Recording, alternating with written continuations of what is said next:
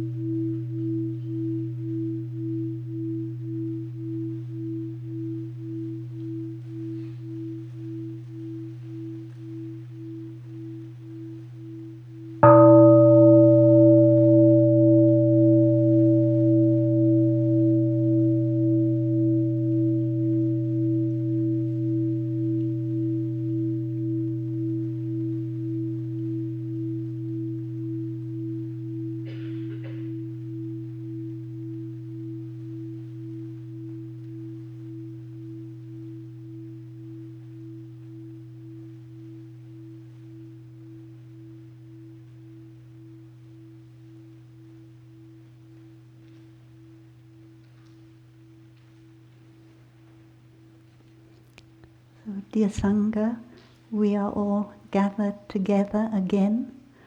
So this is a very happy moment.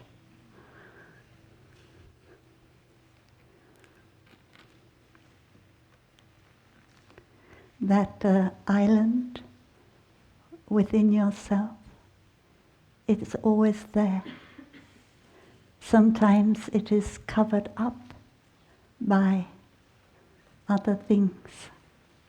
But if you can really enjoy your breathing, come back to your breathing, then you will be able to touch that island in yourself.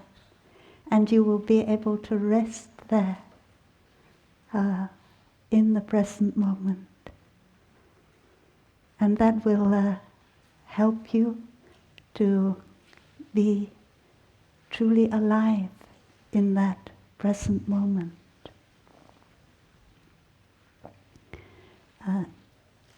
Today I have been asked to talk about the 14 verses on meditation. So first of all, I would like to make an apology. I don't know what translation you have on the screen, but I hope it is the right one. The translation somebody gave me is not the right one. There are many English translations. And last night, my attendant was able to find the translation I like best. And I think it's the translation made by our teacher, Thai. Because when I read it, it has the spirit of Thai. When Thai translates, He translates in a very free way, not being caught in the words. And when anybody else translates, they are usually caught in the words. So that is the translation I hope we'll have available for everyone. And I will use in English, with the reference, of course, to the Vietnamese. Thầy wrote the Vietnamese, so he understands best. If we can turn the volume down, it would be good. So he understands best what Thầy wants to say, and then he can say it also in English.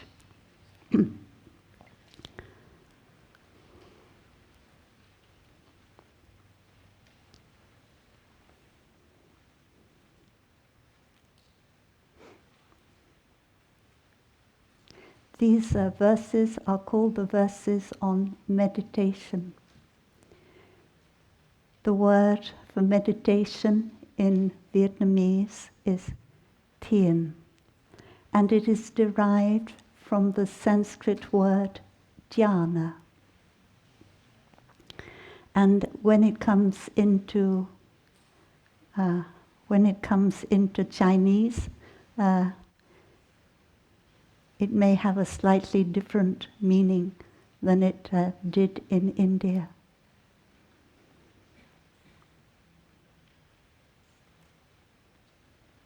Of course, when Thầy composed these 14 verses, it was the result of Thay's own experience and Thay's own practice.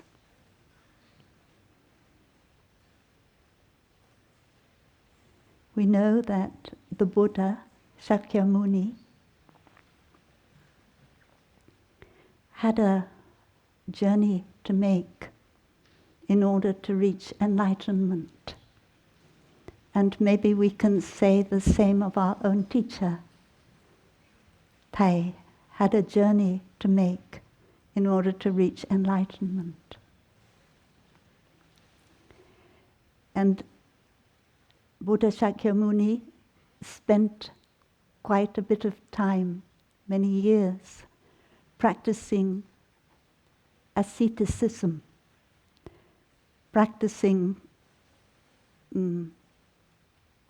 not being kind to his body, because thinking that by not being kind to your body, your mind will develop better.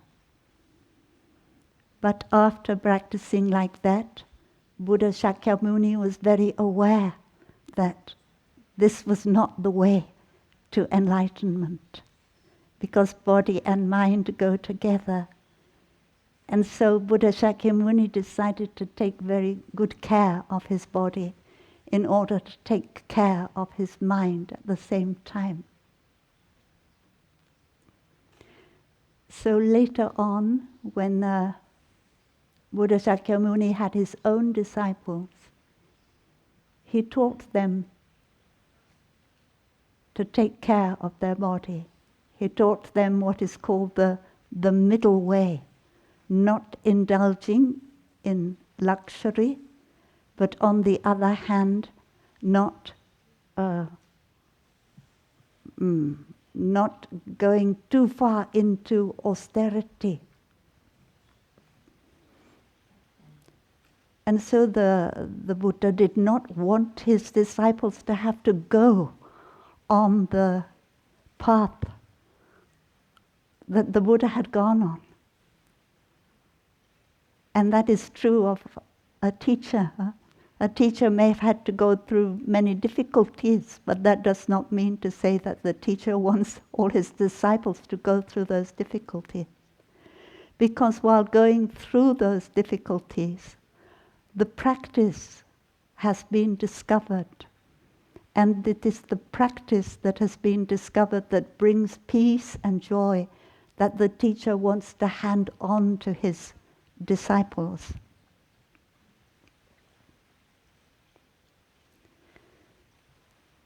in the past, Thai taught us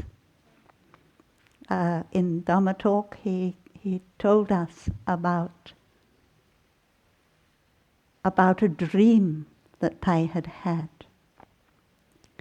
and in that dream, Thai was with his younger brother, and they were in a market,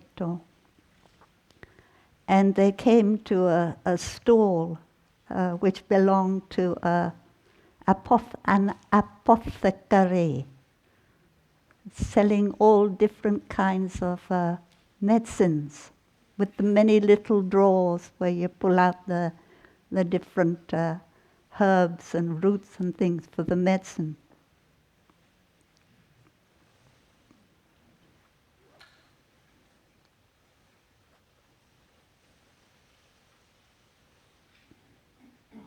And that apothecary showed to Thai all these different kinds of medicines that represent all the suffering that you can go through. The suffering of war, the suffering of division, discrimination, fanaticism, all those things. And the apothecary said, you have to go through all this again. And Thai, in the dream, Thai said, when I heard that, I said no. Because we know what Thai has been through in this life. But that was the first reaction. Maybe reaction come from manas. And then Thai said, yes, we can do it together as a Sangha. So that dream may tell us about what Thai has already been through and what Thai is ready to accept. And when we read the 14 verses, we can enjoy the fruit of the practice that Thai developed by going through the suffering. And Thai always wanted us to live he wanted his disciples to live in the middle way. Thai does not want his disciples to have to go through all that suffering, hardship, the hunger that Thai had to go through when had no money to buy food, but also the other suffering of the jealousy and so on. So we have a very sweet fruit of the practice of Thai, which you can enjoy by reading and practicing the 14 verses.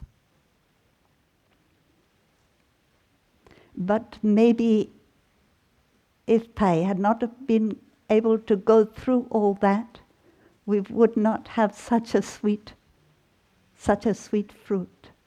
And of course, Thai also enjoyed, maybe more than we do, that very sweet fruit.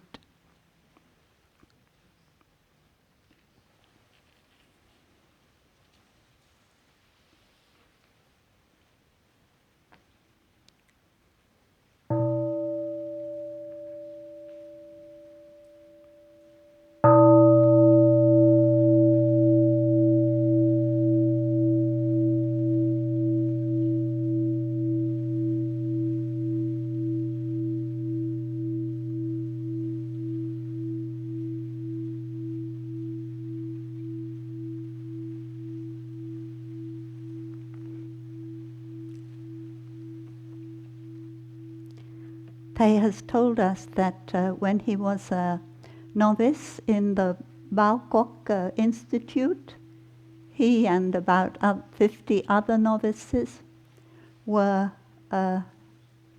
studied and practiced according to the teachings of Master Shi Ngại, Master Trí Khai of the Tian Tai school. Actually, that school is not a meditation school. It's not referred to as one of the meditation schools, but all the same, this master, shall I talk about him in Vietnamese? Trí Khai, he taught meditation, and he composed for his younger brother a work called the shorter deal, the shorter chỉ quán, Shamatha and Vipassana. Now we have the Shamatha and Vipassana. So this was something that Thầy, as a young novice, learned from, and Thầy said to us that if we're interested in what Thầy learned as a novice, then we can read this. Can we have a tiểu? Can we have a shorter, a tiểu? Never mind. I can't remember. So never mind. This is Shamatha, and this is Vipassana, stopping, looking deeply.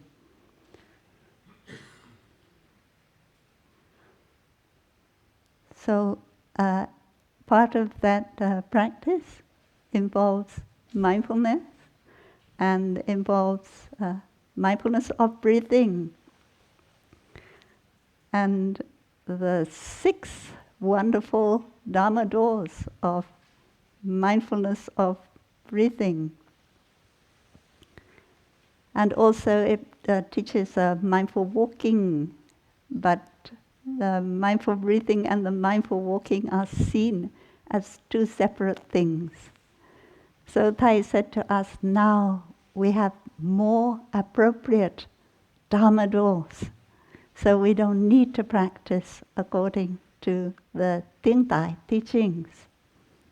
Tiếng Tai teachings are used quite a bit in Vietnam, and they are introduced into Vietnam. And the master, Trí Khai, he lived in the 6th century from 538 to 597. But he was Chinese, he was not Vietnamese. When in the 1950s, Thầy was in very, very ill health and did not know if Thầy could continue to live. Thầy had to find a way to practice because the doctors could not help. And Thầy used the mindful breathing and the walking combined in order to heal. So that when you breathe in, you know how many steps you take, and when you breathe out, you know how many steps you take, and your whole body and mind is concentrated on the breathing and the walking at the same time.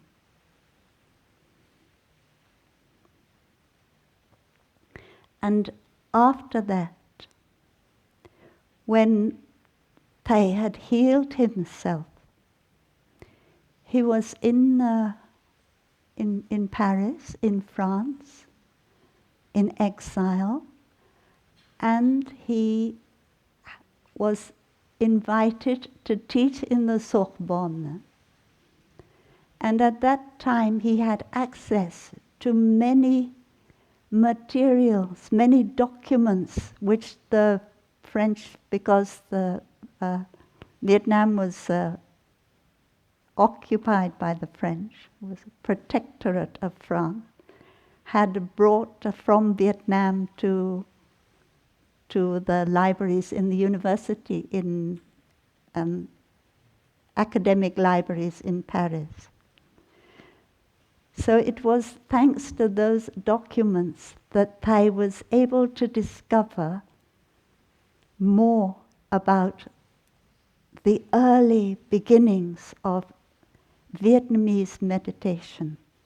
And that was before meditation came to China, or only in a very small way in China. But in the north of Vietnam, meditation was practiced from the early 3rd century. And Thầy discovered a meditation master of Vietnam called Tăng Hoi, who lived, we don't know when he was born, but he passed away in 280, much earlier than Thiên Thai school. And Master Tăng Hoi specialized in the practice of mindful breathing and mindfulness. Master Tăng Hoi practiced and taught a very interesting kind of meditation. It represents meditation as it was being practiced in India at that time. The very early part of the Mahayana, but the what we call the source Buddhism, the early Buddhism teachings was still there. So there was a combination of Mahayana and early Buddhist teachings. And that is something that was very special to Vietnamese Buddhism at that time, and something which inspired Thầy very much, that we don't have to be completely Mahayana, we don't have to be completely source Buddhism, and that is, you will see that in the 14 verses.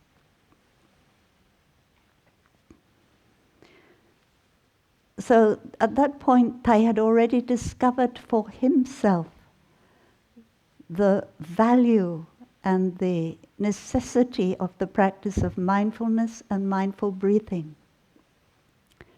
When Thầy was in Paris before the end of the war in Vietnam, the war with America in Vietnam, as part of the peace delegation of the Unified Buddhist Church, Thầy was with volunteers, young volunteers from many different countries.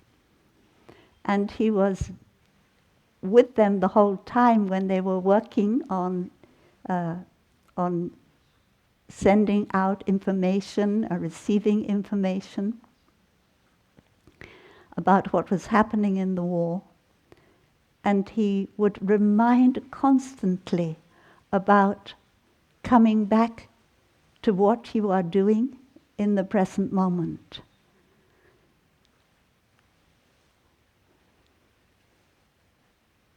So that at that time Thầy was practicing mindfulness, and mindfulness, especially mindfulness of breathing.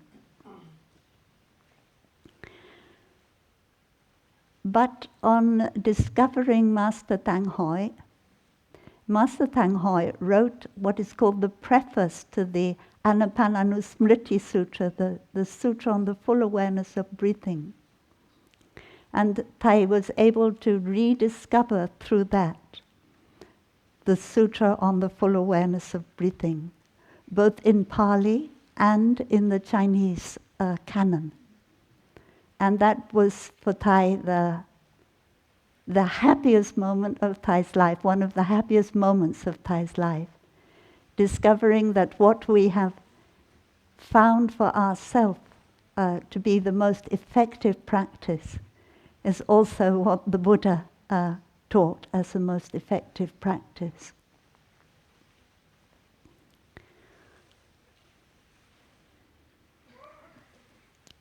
So that is meditation, what we call dhyana. Normally, when people talk about dhyana, they think about the four dhyanas. But and we can see dhyana in a much wider context, and that is not only sitting meditation to realize deep state of concentration, but also in our daily life, our daily activities.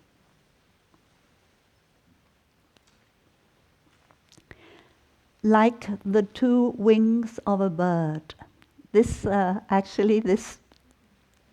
metaphor, it comes from Master Tri Khai, the metaphor of wings of a bird. Master Ji Khai, when he was teaching Shamatha and Vipassana, said that they are like two wings of the bird. They are like two wheels of the carriage, and they have to go together. The practice of stopping, that is the meditation practice of stopping, Shamatha, and looking deeply, Vipassana, rely upon each other and belong together, side by side. Well, this is Shamatha. Huh? This is Vipassana, looking deeply. So, Shamatha get a bit longer, Vipassana will get a bit longer.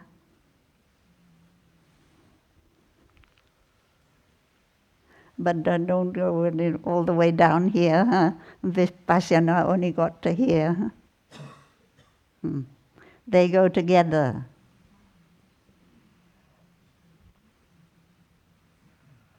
Something like that. That isn't very straight.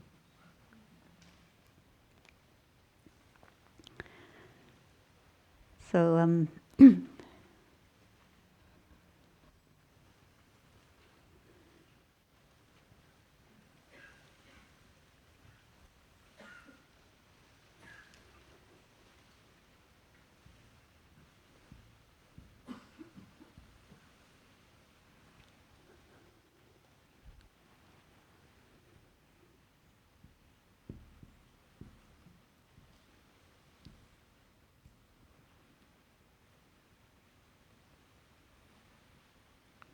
these are two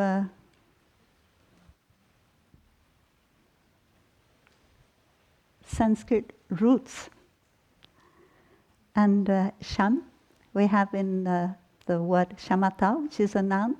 We also have it in a verb, which is shamyati. And shamyati means to stop, to rest, to dwell. And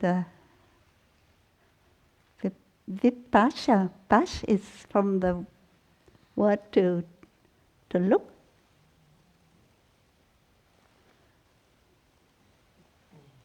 Yeah. Huh? So the Chinese translation is quite good. Yeah, it's quite close to the Sanskrit meaning. To observe, to look. to discover, to have insight. All these things belong over here.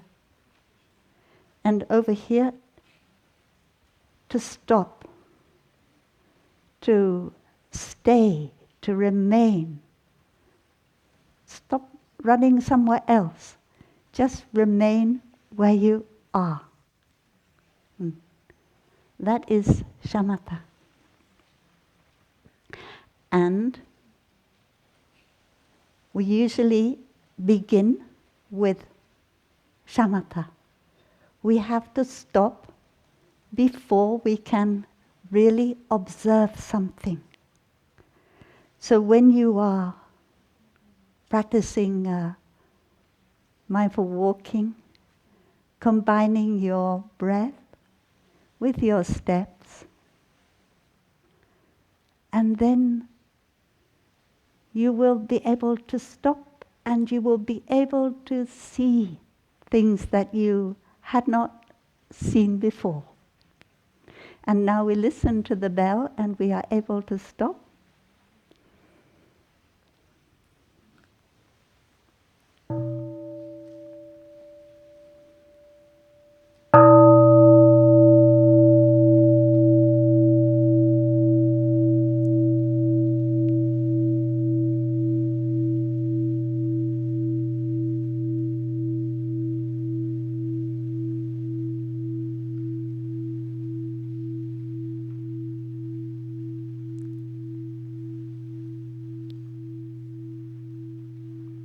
One day a disciple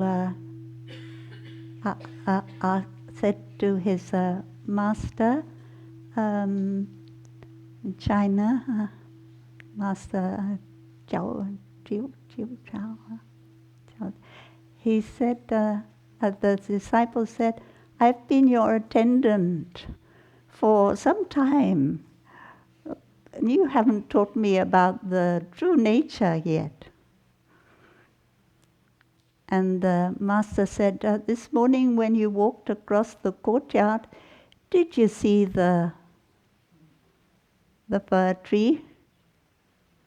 And the attendant never even knew there's a fir tree in the courtyard, because going across the courtyard he had not stopped. But if with the mindful breathing and walking you stop, then you will see things that you have not seen before. So that is how the two things, they go together. So stopping also means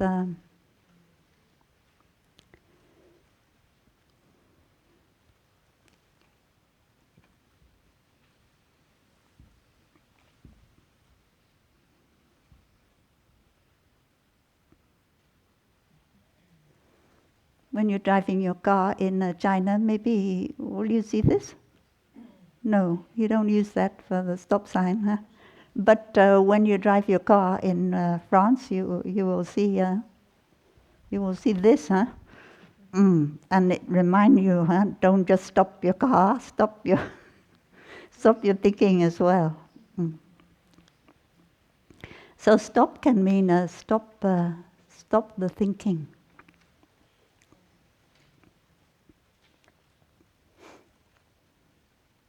Because the thinking, it generally doesn't take us anywhere, but goes around in circles and doesn't stop. So we need to have the sound of the bell. And if we don't have the sound of the bell, if we don't have the bell master inviting the bell for us every 15 minutes, then we need another bell master. Maybe we need a clock, or maybe we need a Plum Village app bell, huh? To remind us. Or maybe we just need to be aware. 15 minutes have passed and I have not stopped. I must stop now. That is self-discipline in the practice. And you may think that, If I have to stop every 15 minutes, I will never finish things that I have to do. But it isn't true. If you stop every 15 minutes to breathe, your mind, it becomes much, much clearer. And you do things, you don't forget what you ought to remember and then have to do it again. So don't think that by stopping you are wasting time. By stopping you are nourishing yourself and doing things much more deeply.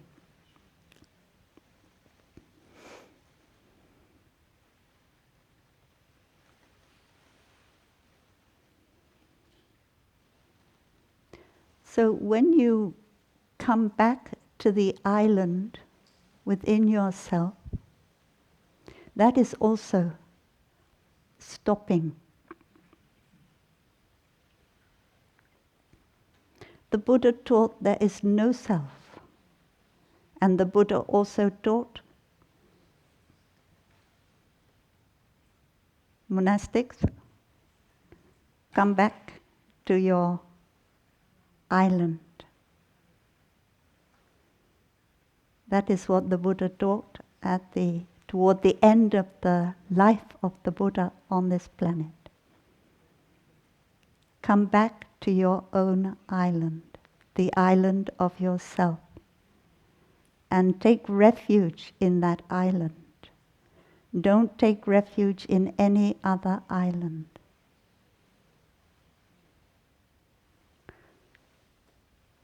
So the Buddha used the word self. And it means that we should not be caught in theories of self or non-self. We use non-self in order to take us out of the theory of self. But we don't get caught in it.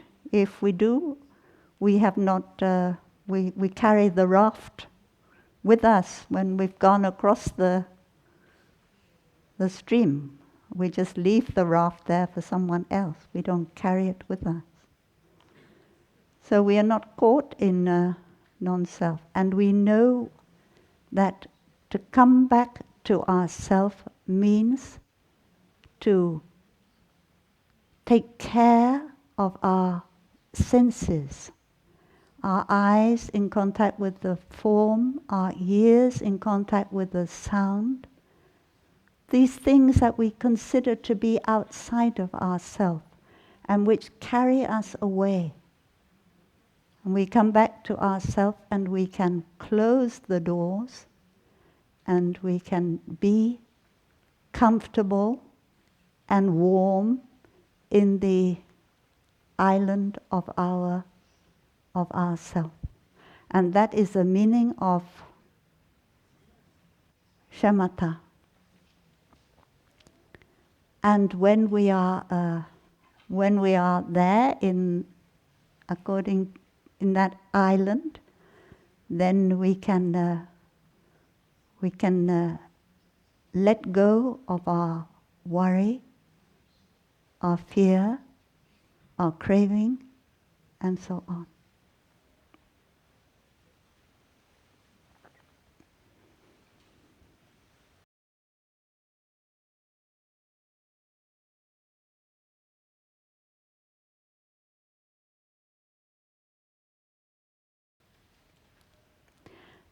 The second verse, the practice of shamatha is to stop, so that I may recognize and touch. Touch here is tipsup, nourish and heal, settle down and concentrate.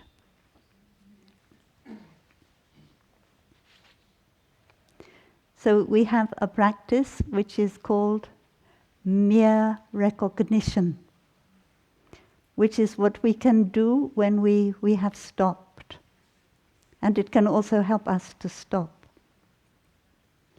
Mere recognition is a wonderful practice because there is no judgment in that.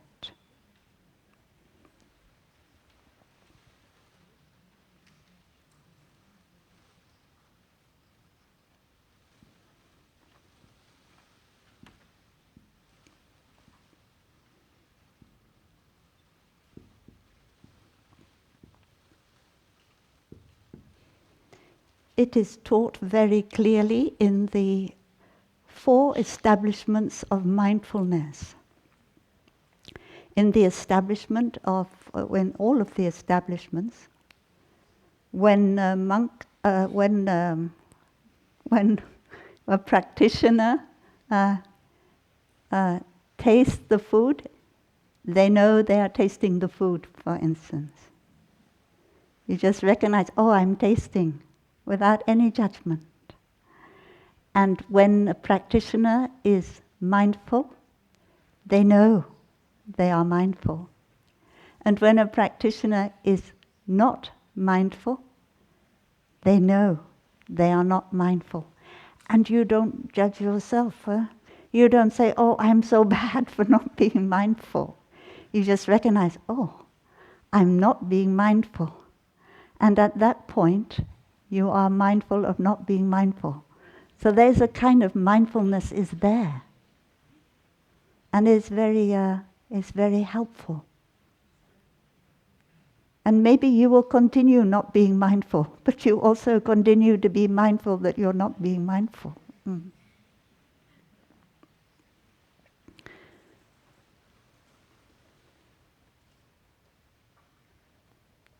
So that is to recognize. To touch here, it means to be in touch with. Tipso. And when you think about the 5 universal mental formations, you know that the first one is sparsha. Huh? What do we call that in English? Contact. Huh?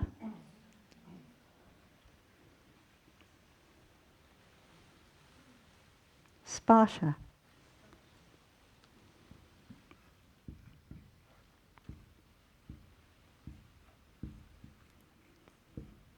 You can put touch if you like.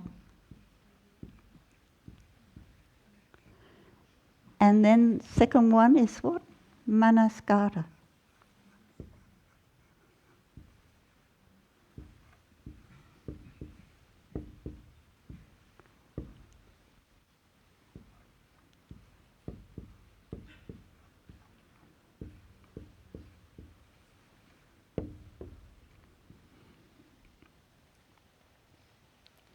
So these are 2 mental formations. They are happening all the time. But you don't recognize that they are happening because you don't have the next lot of mental formations, which is mindfulness, concentration, insight. What are the other 2? Oh, I forgot the first 2. The first one is adimoksha, is chanda, zeal. Second one, adimoksha, certainty. And then mindfulness, concentration. So you don't have that, so you don't notice this is happening, but actually it's happening. And things are being come through your senses and go into your store consciousness without you knowing it.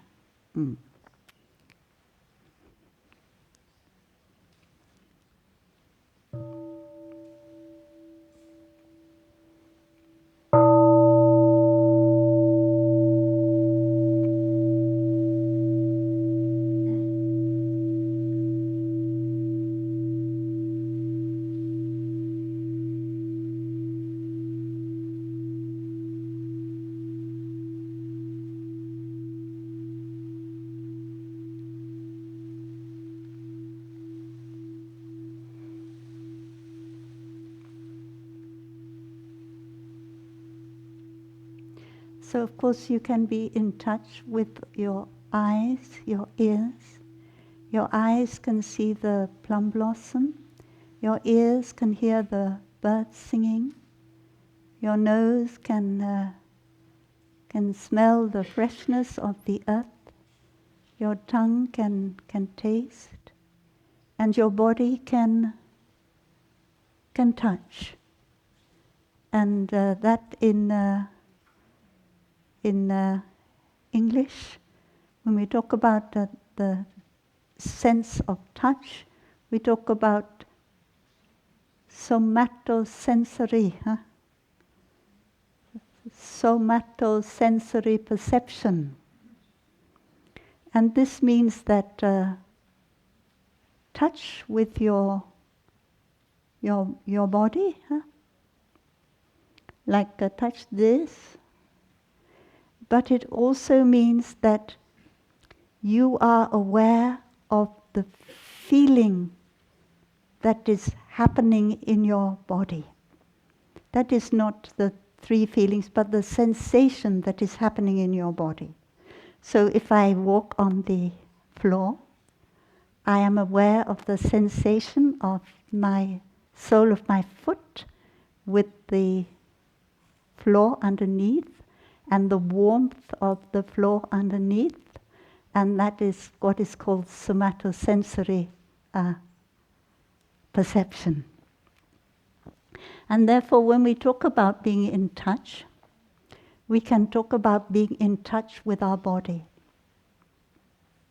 And maybe that this is when you come back to the island within yourself, maybe that is the first thing that you are in touch with, that is your body. You feel, oh, there is a body here that I can come back to. And then maybe you'll be in touch with your other skandhas also, your feeling, your perception, and so on. So when we talk about touch, we are also at the same time talking about manaskara.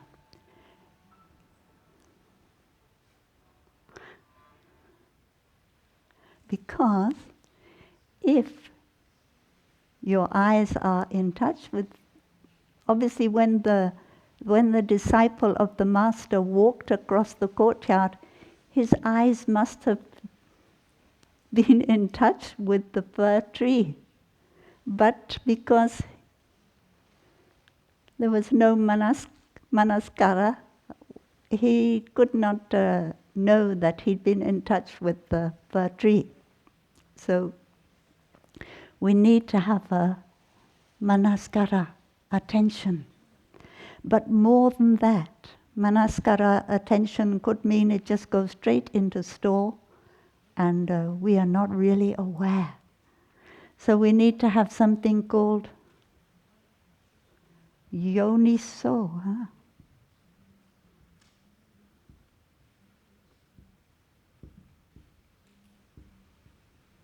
Yoniso manaskara, that means appropriate attention. So I think that the fir tree, it can nourish you. And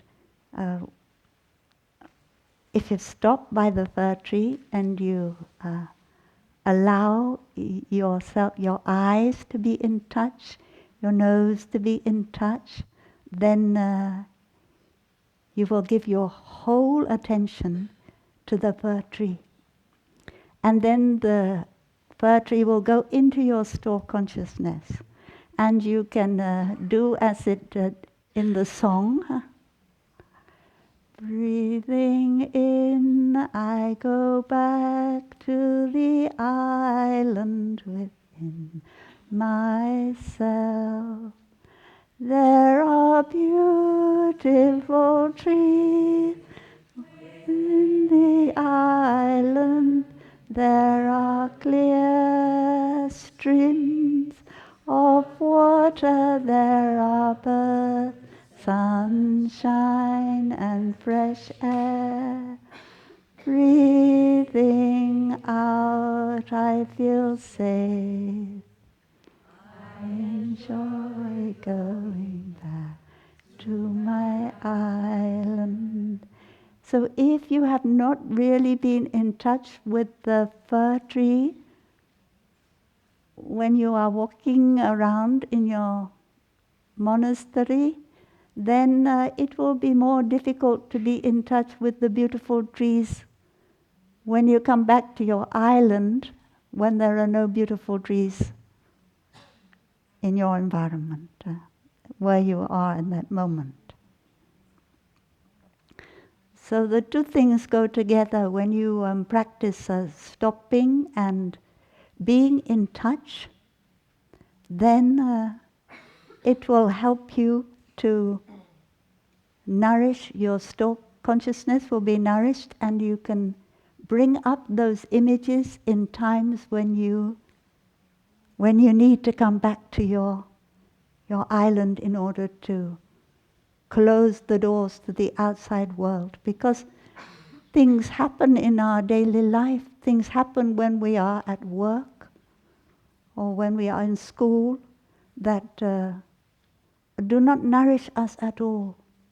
And when we come home, we need to be able to nourish ourselves. But if we have not planted the seeds in the stored consciousness, maybe there will not be something there to nourish us.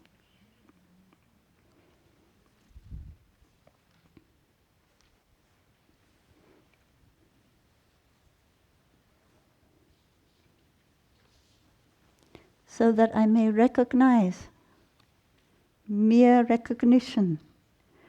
But I recognize also that the plum blossom is such a miracle.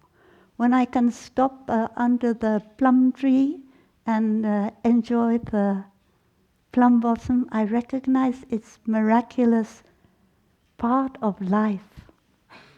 And also, when I come back to the island with the somatosensory perception, I can recognize what a miracle my body is. Even if it is not functioning like I would like it to, it is all the same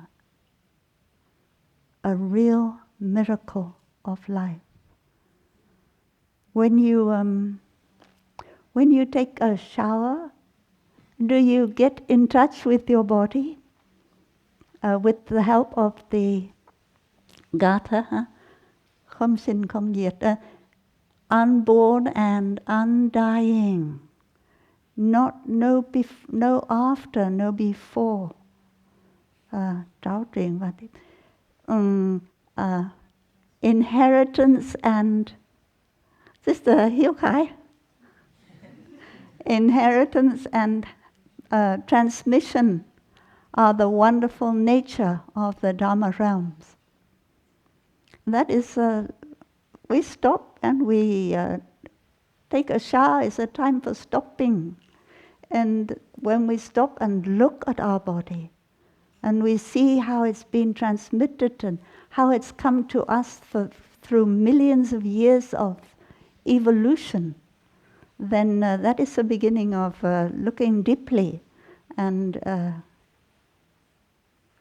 it helps us recognize the miracles of life.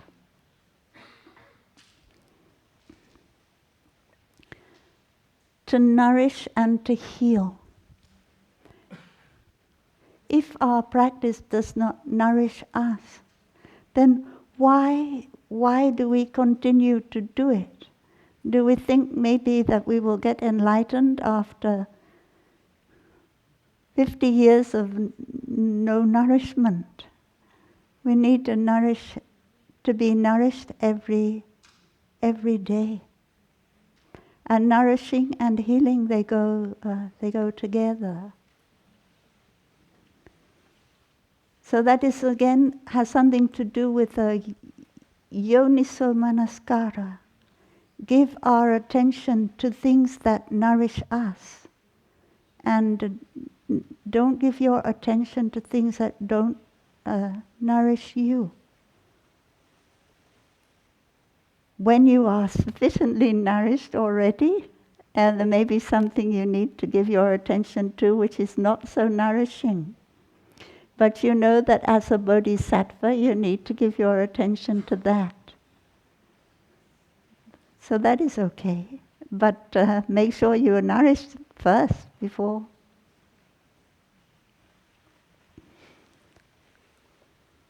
Yoniso manaskara, appropriate attention. You notice with your mindfulness that this is not nourishing me. And so you change the peg, or you change the CD, and you find something that is nourishing you from your stored consciousness.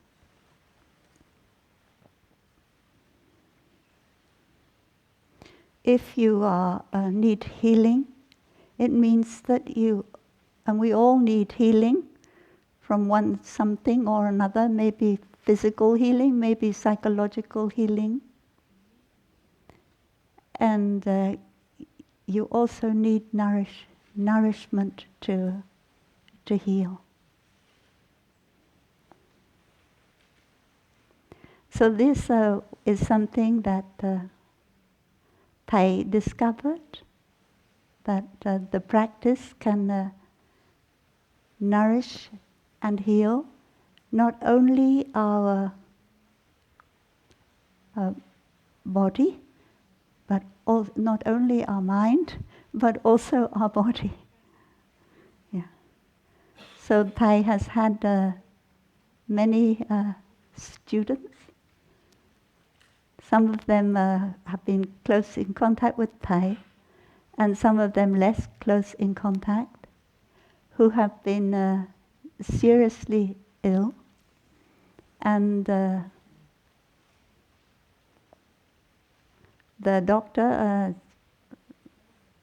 tell them prognosis, so maybe you should enjoy every moment of your life, because you own, according to the average, you, with this state of your health, maybe you have 3 months left to live. So that is something that you can be told. But don't believe it, because if you believe it too much, you maybe only get the 3 months. So one time, one student of Thầy said that is what he had been told, 3 months or less.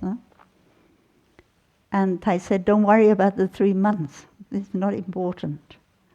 Just enjoy every moment. Enjoy deeply every moment of your life. Don't think about the future. Just stay in the present moment. And that person did that. One person we know did that, lived 12 years more, and could have lived longer, but some unfortunate thing happened. And another person we know, I knew well, lived 19 years after being told they only have 3 months. And that is by this practice of nourishing and healing ourselves, by being able to stop and come back to the island within yourself.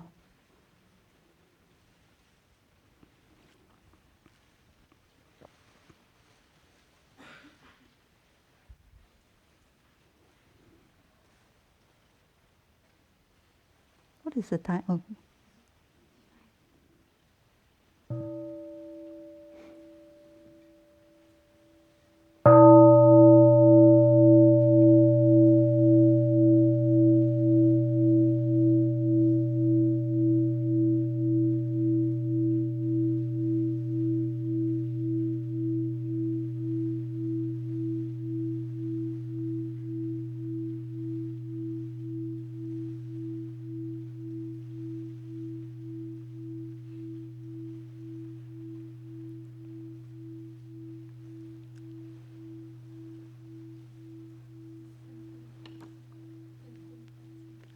Còn time. We have more time.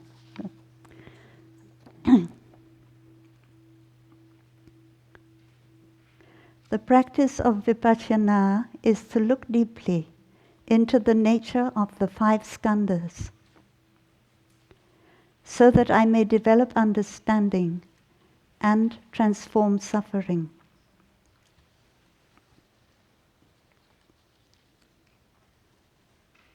When we recite the Heart Sutra, we say that the Bodhisattva Avalokiteshvara was practicing to look deeply into the five skandhas. According to the Buddhist way of looking at an individual, a person, there are two aspects. One aspect is called the form aspect, and another aspect is called the name aspect. Nama rupa. Name comes first. And this means that our person is made up of a form. A form is a body. The body that we can touch, and the body that we can see. That is the form. And then the other aspect of us, the psychological aspect, is made up of feelings. Our feelings, that is our feelings of pleasant, unpleasant, or neither pleasant nor unpleasant. And is made up of our perceptions. That is the eyes in touch with the form and the eye consciousness. All three things work together to make a perception. A perception of the color blue. Where do you think the color blue comes from?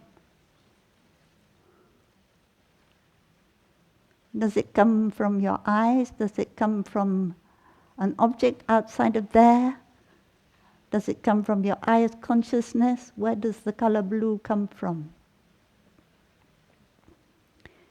Your eyes are in touch with the light, the waves, the light waves. And some of those light waves are short and some are longer. And your eyes have a capacity as human eyes to pick up a certain wavelength, but other wavelengths they cannot pick up. And the color blue is the wavelength that you cannot pick up with your eyes. It is the wavelength that your mind consciousness makes up the color blue. So these wonderful colors, they don't exactly come from something real out there. But all the same, we call that perception. And then there are mental formations. Mental formations are largely our emotions and our feelings. And you know that in the Satipatthana Sutta, the second establishment of mindfulness is feeling, we call it feelings, huh? But in the Anapanasati, what does it say? Breathing in is aware of the mental formation, and breathing out is aware of the mental formation. But normally feelings in Buddhism are just pleasant or unpleasant, or neither pleasant or unpleasant. But in order to have a feeling, you also need to have other mental formations there. So you might recognize when you have an unpleasant feeling that it comes from a mental formation like fear or like craving. So that is why we talk about feelings and mental formations going together, and feelings and perceptions go together. Without perception, you could not really have feelings. So that is, when you practice mindfulness of feelings, you will see that you are practicing mindfulness of other things, like your body or your perceptions. Yeah.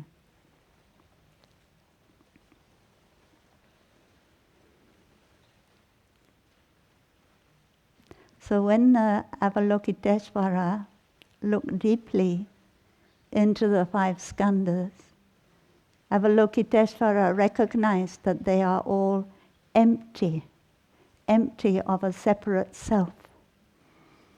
And like we said before, if you meditate on your body, you cannot find yourself in your body. When you meditate on your body, all you can find is things that are not yourself. You can find your mother, your father, your ancestors. You can find the food that you eat. You can find all the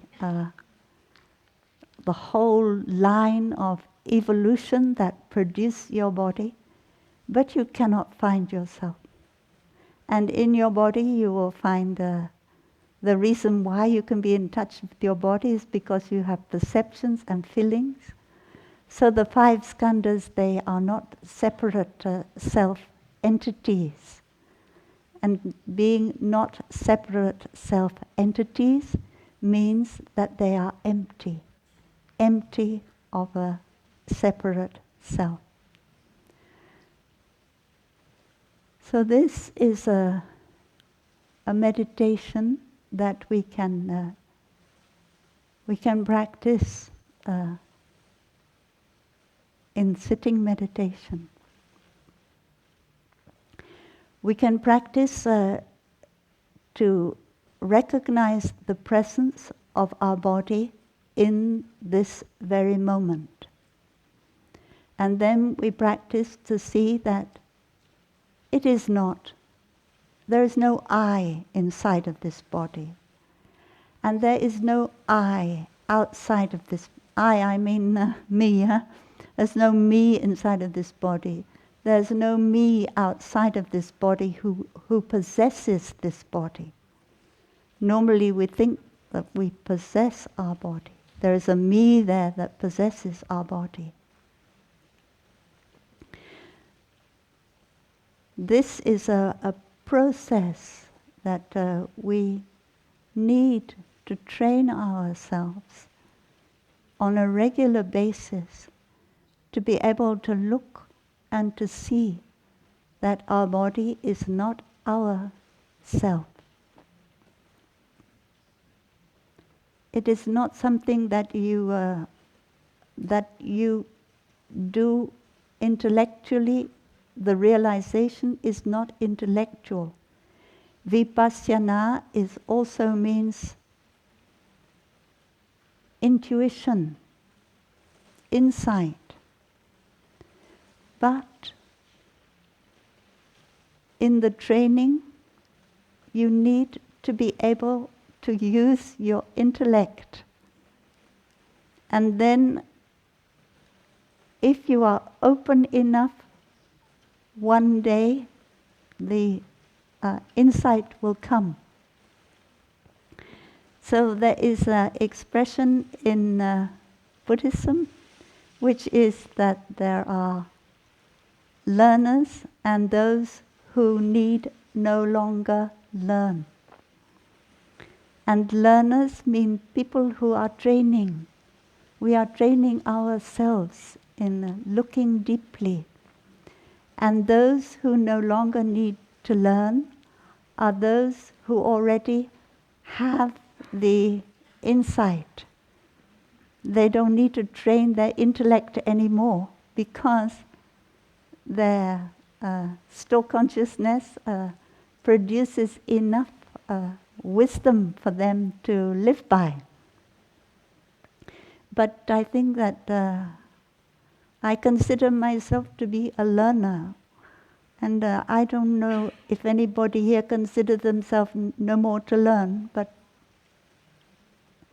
if you consider yourself to be a learner, then you need to train yourself in your sitting meditation. And that is part of the Vipassana, to observe things. And sometimes you observe your body, and you don't have to conceptualize. You just observe your body as it is. You don't have to conceptualize, oh, this body comes from my mother, comes from my father. You just observe how it is in the present moment. That is also one way of practicing mindfulness. It's mentioned in the Satipatthana Sutta. There is a body here until insight comes about. But that is one aspect. The other aspect is that you train yourself like coming back to the island of yourself. When you touch the earth, or when you are not touching the earth, and you come back to the island of yourself, and you see that in that island, in that home, your mother and your father are there. Your grandparents are there. Your spiritual ancestors are there. You just see that. You don't have to tell yourself that. Coming back to yourself, everyone I thought I had lost, they are there.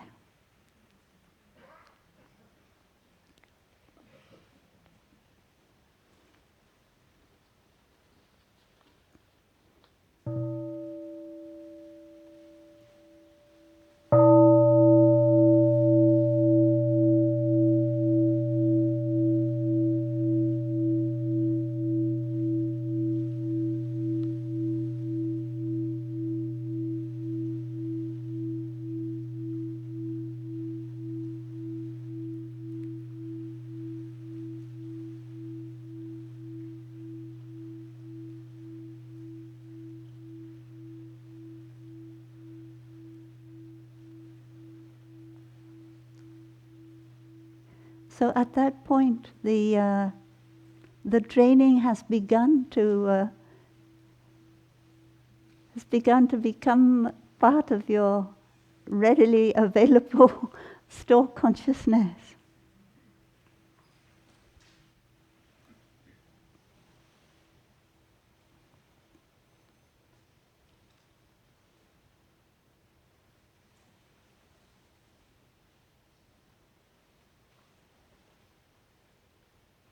And this development of understanding, it transforms our suffering. It transforms our grief that we thought that that person has been lost.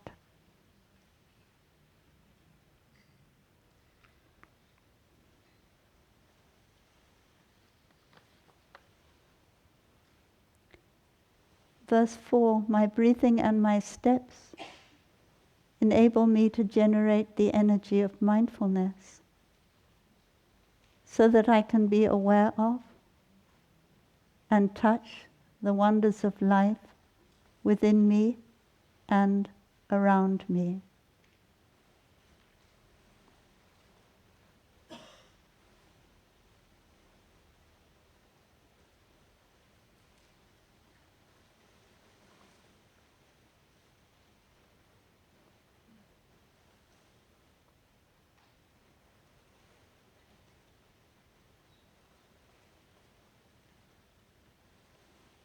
Yeah, I think we have talked about that verse already.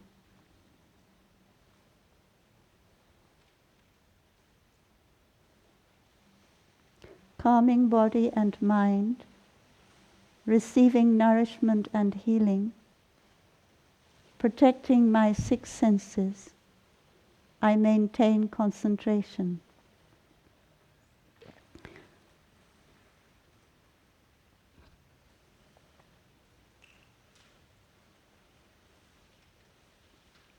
Protecting my six senses means that I know when to close the doors of my senses and when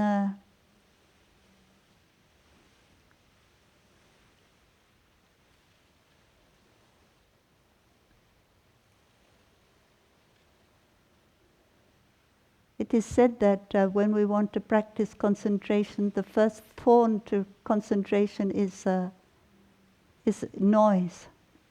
So we need to find a quiet place in which to practice meditative concentration.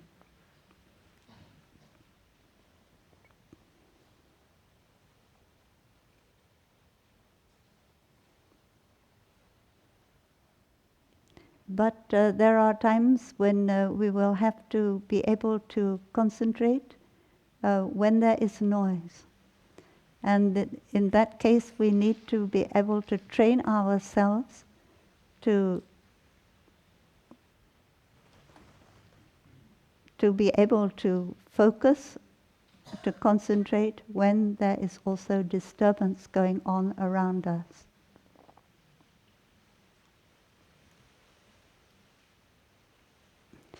But most of the disturbance, it does not come from outside, it comes from within.